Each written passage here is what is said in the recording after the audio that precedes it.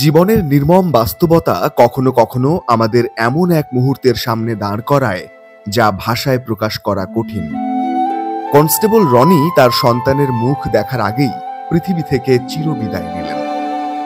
অন্যদিকে পৃথিবীতে আসার প্রথম মুহূর্তেই পিতৃহারা হল তার ফুটফুটে নবজাতক সন্তান। গত 1 এপ্রিল স্ত্রীকে সিজার করানোর উদ্দেশ্যে ছুটি নিয়ে টাঙ্গাইলে নিজ বাড়ি ফিরছিলেন কনস্টেবল রনি, কিন্তু পথিমধ্যে এক মর্মান্তিক সড়ক দুর্ঘটনায় তার প্রাণহানি ঘটে। সেই একই দিনে সন্ধ্যায় জন্ম নেয় তার পুত্র সন্তান। বাবার ভালোবাসার স্পর্শ পাওয়ার আগেই সে এক শূন্যতার মাঝে প্রবেশ করল।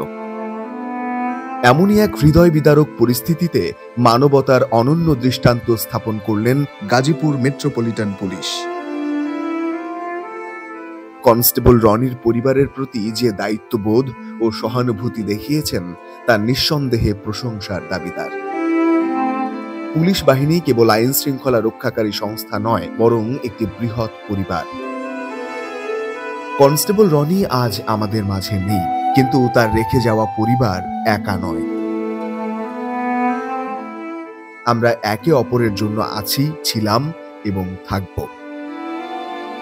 ভালোবাসা, সহমর্মিতা এবং দায়িত্ববোধই পারে সমাজকে আরো সুন্দর ও মানবিক করে তুলতে।